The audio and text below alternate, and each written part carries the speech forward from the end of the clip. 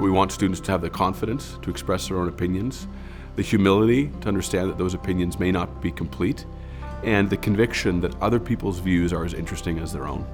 They're not coming here to be taught what to think, but to be taught how to think. And fundamental to that is making them ready and even eager to wrestle with uncertainty and wrestle with disagreement.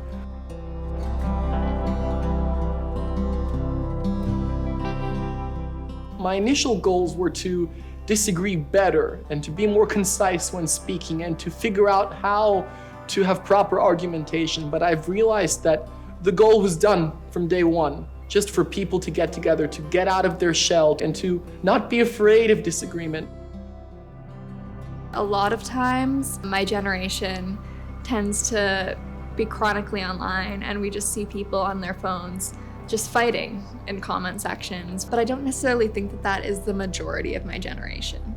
Taking this class really opened my mind up to how there are people who are rational and aren't just going to jump on them for sharing their opinions, even if they may be controversial.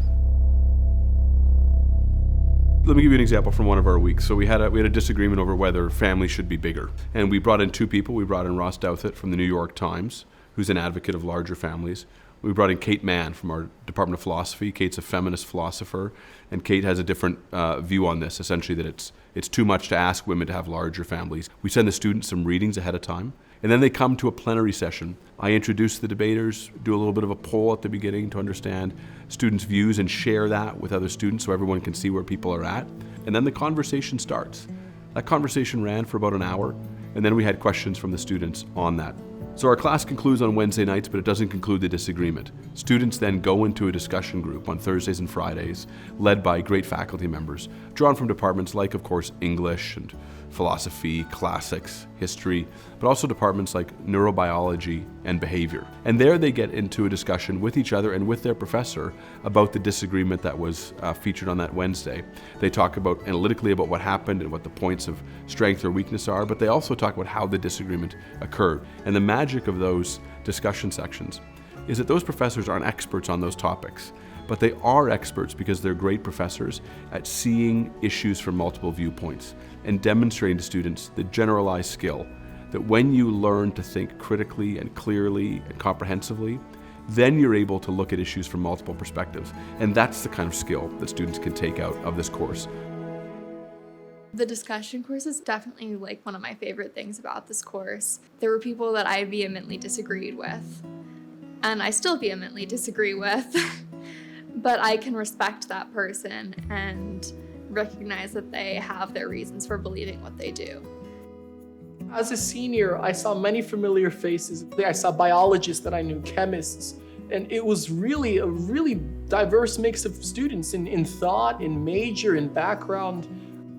What's remarkable about this place, about this college, is we admit 1,200 students a year. It's a big class, but they come from dozens of countries, come from every state, and they come from multiple economic backgrounds, religious backgrounds, ethnic backgrounds, and there's an incredible resource in that for people who want to tap into it. One of the most important things they can do in their lives, but especially in college, is not just find people who are like-minded, but find people who have different views of the world and to understand why they have those different views.